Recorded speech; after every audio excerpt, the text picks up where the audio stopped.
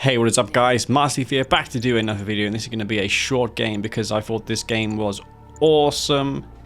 And yeah, this is a really good showcase of ZOCOM.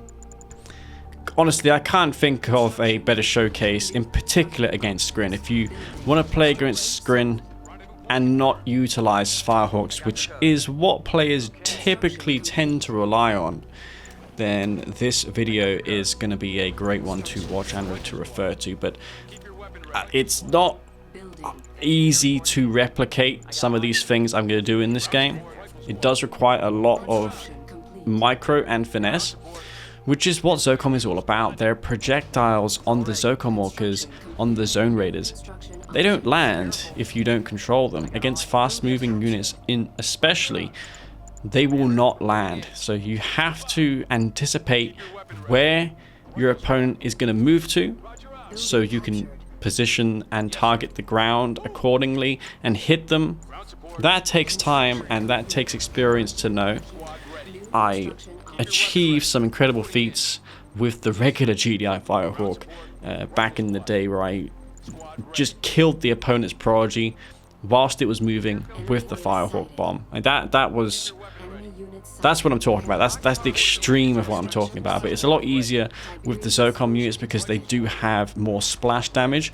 The ZOCOM Orca, for instance, it's easy to miss units, but at the same time, you can get some damage dealt even with that taper off damage. A direct hit is huge. The damage is huge.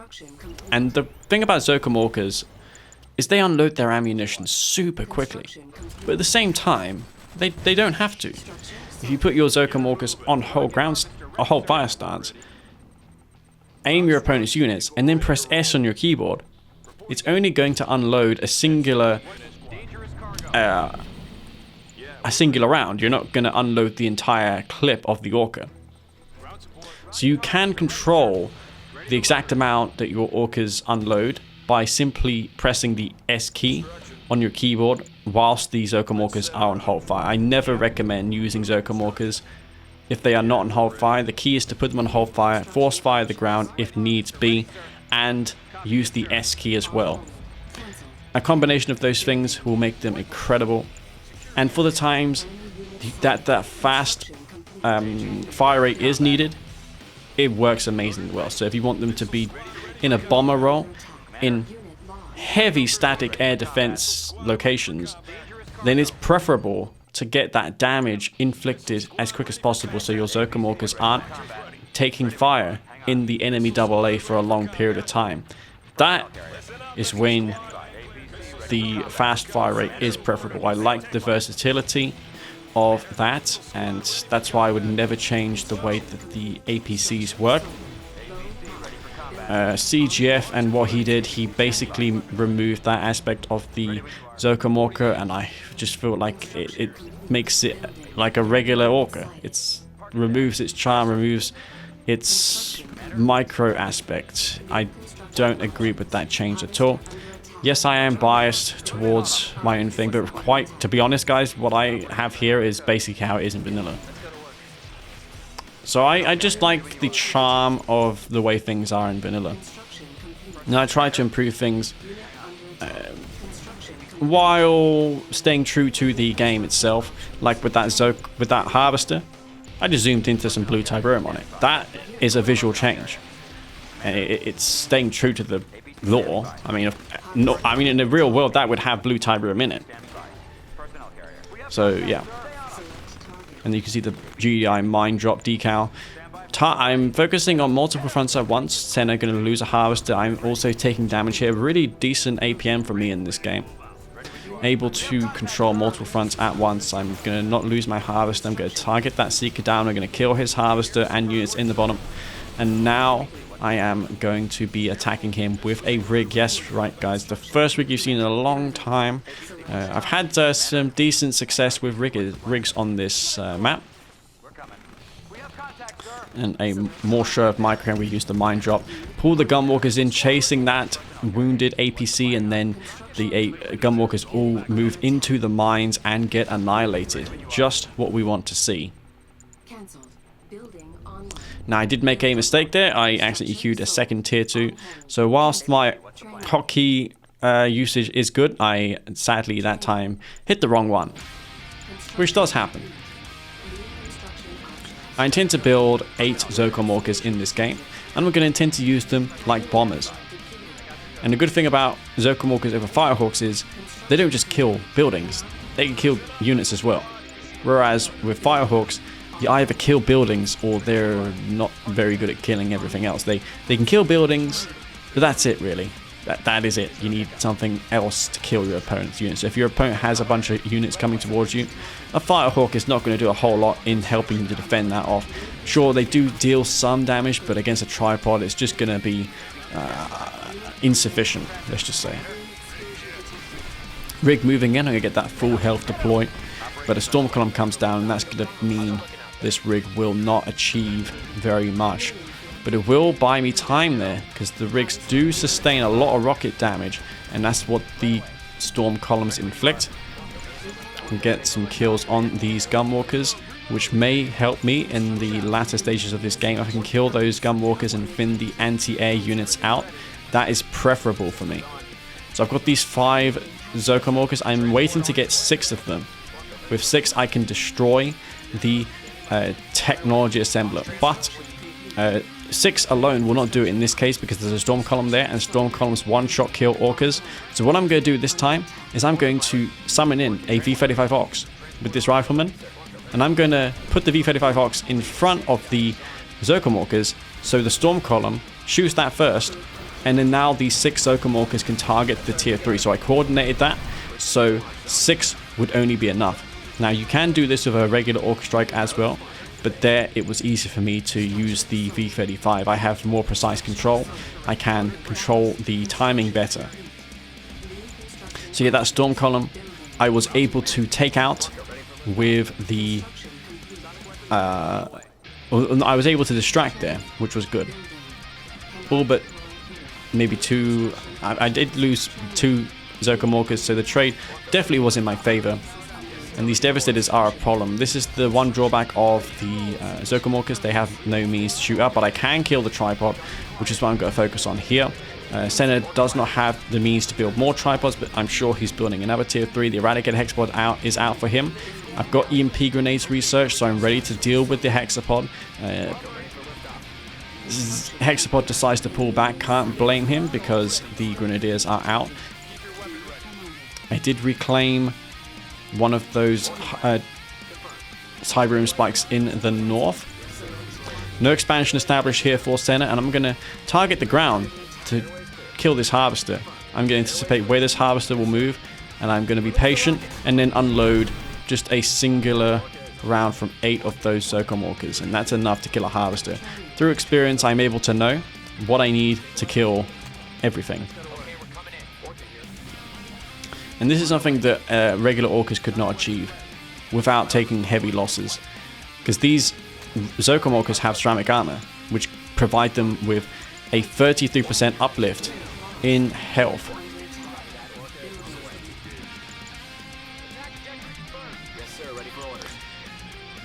Slingshot, though, is the name of the game for me. I'm also purchasing the Tungsten Shells upgrade. If you're not building Firehawks, it's a great upgrade to get.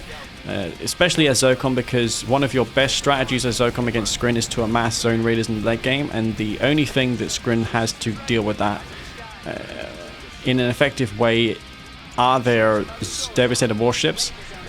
So getting the Tungsten Shells is a very good upgrade, so you can build the slingshots required to counter their counter to your units. So there's a lot of dynamics to this game, and these ZOCOM Orcas still alive. None of them have promoted to veteran. Originally there was a bug where the ZOCOM Orcas took only the experience of a regular Orca to gain a veterancy rank, so it was treated as a $1,100 unit. I have since made ZOCOM Orcas cost $1,300. They originally cost $1,500, but then fixed the veterancy ranks, so they rank up as they should as a $1,300 unit. Anyway, I see another harvester going back to base. I'm going to target the ground once again. You can see I'm targeting the ground. I'm not aiming the harvester. I'm predicting where that harvester is going to go. And the same thing will be seen here soon with these mecha piece that the ZOCOM Orcas will encounter. So here's the mecha piece equipped with this, and I'm going to shoot the ground. I aim the mecha head, and it goes down there. This is a full disc mecha, so if I don't deal with this quickly, I'm going to lose all my ZOCOM Orcas. I didn't kill that one there, but I was able to destroy the segments, which is good also because he will need to spend resources to rebuild that mechapede. It's not free. Mechapedes cost a lot of resources to equip segments to. And now these slingshots, with their immense DPS and tungsten shells, if they find an opening, it's worth it just to sack 1 or 2 slingshots in to get the kills you need, because they're dealing with very expensive units. Just finding a gap like that is worth it. Suiciding in 3 or 4 slingshots to kill 2 Devastators is a good trade for you as ZOCOM. Alternatively, going for Firehawks is an option, but I feel like there's more potential in slingshots because you're not bound to ammo restrictions. So if your opponent is caught out in the open, then the Firehawks can only do so much, whereas slingshots, if they really have the opportunity, they can kill an endless amount of air units like Devastators. Slingshots, I'm going to position near this gravity stabilizer. I see it's queuing units. Hexpod taking huge damage there. My zone raiders are there as well. Force the phase field, so now the phase is used. These corruptors can be a problem for crushing, but my zone raiders don't get crushed by corruptors. And I'm going to pull back with this mob. ZOCOM Orca is taking damage there from that shard missile battery. Sadly for me. And I'm just keeping an eye on this gravity stabilizer because I know if even one Devastator comes out, I can lose like 5 squads of zone raiders, and that would immediately change the course of this game in a moment's notice. So yeah, by no means is this game over at this point. I am very on edge here, waiting for him to build that Devastator. And now this mob is moving in with its triple-barreled cannon. Tripod's trying to flank me, but really they should be focusing on this mob, which is going to hit. Going to kill this Hex. This Hex doesn't have much hope of surviving there, but the Stasis Shield does come down, as well as the heals from those Corruptors.